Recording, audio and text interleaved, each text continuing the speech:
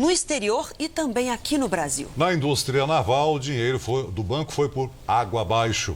Há estaleiros e navios parados. Na construção do metrô do Rio de Janeiro, a suspeita é de superfaturamento.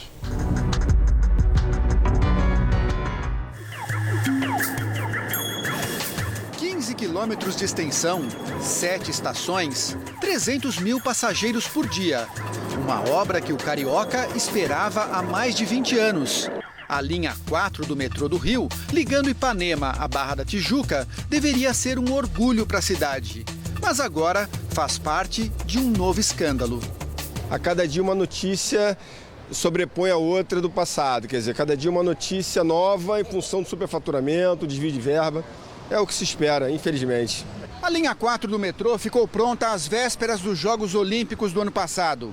A construção foi acelerada para que os turistas pudessem chegar o mais perto possível das arenas das competições. Mas logo depois do fim dos Jogos, a bomba. O Tribunal de Contas do Estado constatou superfaturamento na obra. A linha 4 custou 8 bilhões e 400 milhões de reais. Segundo os conselheiros do tribunal, o superfaturamento foi de 2 bilhões e 300 milhões de reais. Uma fortuna, muito além do que a obra deveria ter custado. A gente se sente como todo brasileiro, né?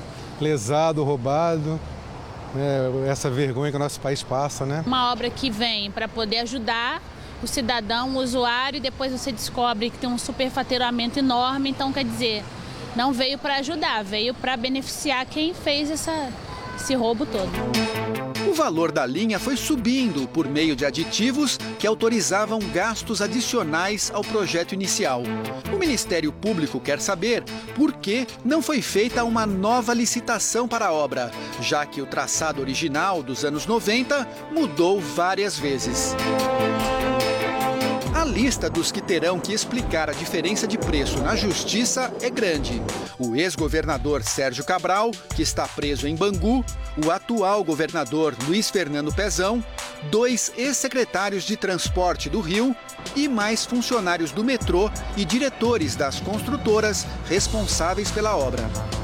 Esse valor, obviamente, é um valor elevadíssimo, que tem uma relevância maior ainda nesse cenário que a gente está vendo de colapso das finanças aí do Estado, que parte do colapso financeiro do Estado se deve ao fato do Estado ter contraído uma série de empréstimos para custear essas obras no metrô linha 4. O BNDES, Banco Brasileiro de Desenvolvimento, emprestou 6 bilhões e meio de reais para financiar a construção do metrô. A presidente Dilma Rousseff vistoriou a obra um ano antes dos Jogos Olímpicos. O governo federal não desconfiou do superfaturamento e continuou liberando recursos. E não foi só para o metrô. Durante os governos petistas, o crédito foi farto para projetos no Rio de Janeiro. Que o diga a indústria naval. Em 2007, a Transpetro, braço da Petrobras na área de transporte de combustíveis, recebeu empréstimo de 1 bilhão e 700 milhões de reais para construir 9 navios petroleiros no estado.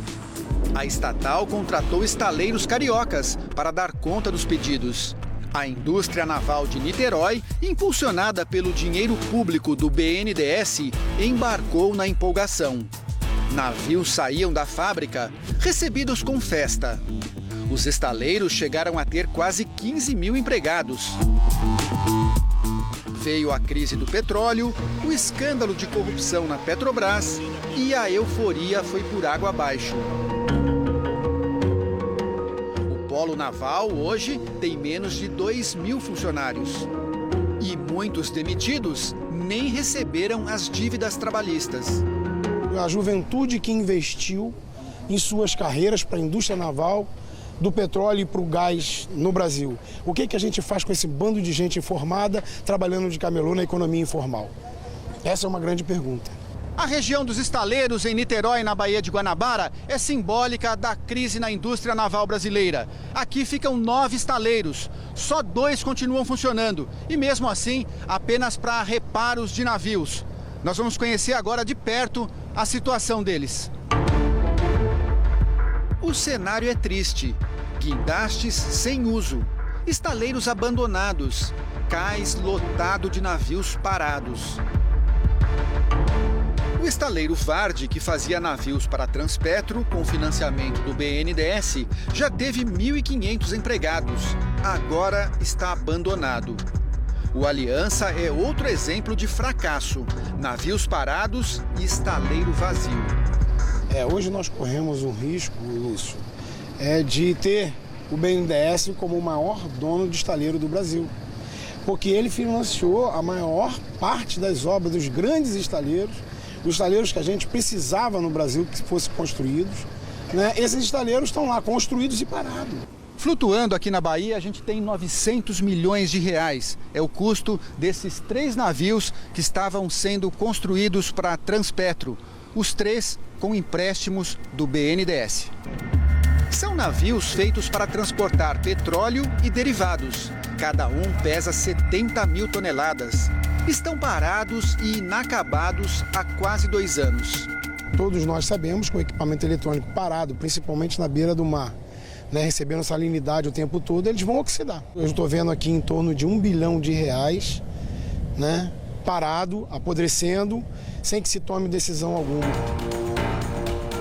Navios parados no Brasil, porto subutilizado em Cuba. 680 milhões de dólares, mais de 2 bilhões de reais. É o valor que o BNDES emprestou para a construção do porto de Mariel, a 40 quilômetros de Havana. Em 2008, com crédito restrito no mercado internacional, o governo cubano recorreu à amizade com o ex-presidente Lula para conseguir o financiamento da obra, a maior do país desde a tomada do poder pelos comunistas em 1959. Em contexto de recursos escassos, acho que na linha de prioridade, financiar projetos domésticos deveria ser preferível a financiar projetos em outros países. Conseguido o empréstimo, o governo cubano escolheu para tocar a obra uma construtora bem conhecida dos brasileiros, a Odebrecht. Foi a ex-presidente Dilma Rousseff quem participou da festa de inauguração do porto. Em 2015, uma comissão parlamentar de inquérito decidiu investigar o BNDES. O então presidente do banco, Luciano Coutinho, deu explicações aos deputados. Afirmou que os financiamentos seguiram critérios técnicos, sem qualquer tipo de influência. Nunca houve interferência do presidente Lula nesses processos, junto ao BNDES. Este deputado que participou da CPI não se convenceu. Eu acredito que o banco ele tem assim, acelerado de uma forma muito inexplicável os empréstimos a partir de 2008. Foi quando o banco promoveu principalmente a escolha de determinadas empresas ou as famosas campeãs nacionais, onde o discurso era que essas empresas precisavam se internacionalizar e criaram-se verdadeiros impérios dentro de segmentos empresariais, prejudicando outras empresas. A CPI chegou ao fim depois de 5 meses, sem indiciar ninguém. O deputado espera reabrir as investigações. Que se esclareça toda essa política de escolha, de privilégios, de relações, de tráfico de influência com o dinheiro público que foi aportado no BNDES. Mesmo sem admitir falhas nos financiamentos de obras no exterior, no ano passado, o BNDES passou a reavaliar os contratos e suspendeu temporariamente 25 operações em países da América Latina e da África. O banco preferiu mandar respostas por e-mail, em vez de gravar entrevista. Segundo o BNDES, os critérios mudaram. Agora estão mais rigorosos. Incluem análises do andamento da obra, do nível de investimento de outros financiadores e do risco de crédito de cada país. É uma tentativa de colocar ordem na casa e um freio na fartura dos empréstimos internacionais.